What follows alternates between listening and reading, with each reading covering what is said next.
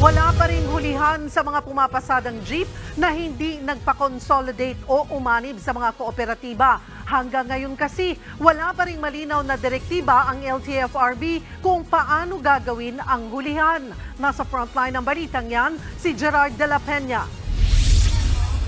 Lunes na Lunes, walang masakyan ng mga pasaherong ito sa nagtahan sa Maynila.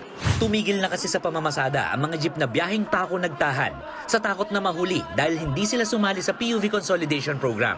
Kaya ang lady guard na si Minda, na pauwi galing sa night shift, mapapadoble pa ng gasto sa pamasahe.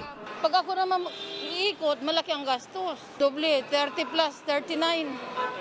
Wala nang sahod mangyayari.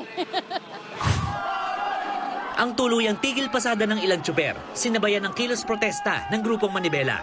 Ayon sa grupo, ganito na rin ang sitwasyon sa ilan pang lugar sa Metro Manila, gaya sa Alabang, Las Piñas, Pasig, Caloocan, Valenzuela at Quezon City. Hindi na po talaga kami bumibiyahe, kaya po dinadaan natin ito sa protesta. Araw-araw po na protesta. Kitang-kita natin na yung mga pasahero, lalong-lalo na yung mga estudyante, wala po talagang masakyan sa ngayon. Sa kabila niyan, ayon sa Land Transportation Franchising and Regulatory Board o LTFRB, sisimulan na nila ngayong linggo ang panghuhuli sa mga unconsolidated jeep na itinuturing ng kolorum. Pero ayon sa MMDA na isa sa mga inatasang manghuli, bukod sa PNP at LTO, wala pa rin silang natatanggap na abiso mula sa LTFRB kung paano gagawin ang panghuhuli. Wala pa naman po kaming natanggap na request for request and with guidelines kung paano po ang panghuli.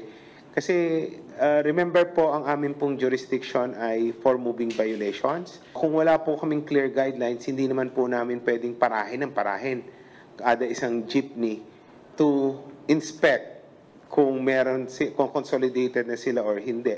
Nauna ring sinabi ng LTFRB na magbibigay ito ng special permit sa mga rutang sumali sa consolidation. Ito'y para maserbisyohan ang mga pasahero ng mga rutang hindi nag-consolidate. Nagbabalita mula sa Frontline, Gerard de la Peña, News 5. Mga kapatid, Cheryl Cosim po, huwag maging huli at maging una sa lahat sa balitaan. Para sa tuloy-tuloy na talakayan sa Frontline, mag-follow at mag-subscribe sa social media pages ng News 5.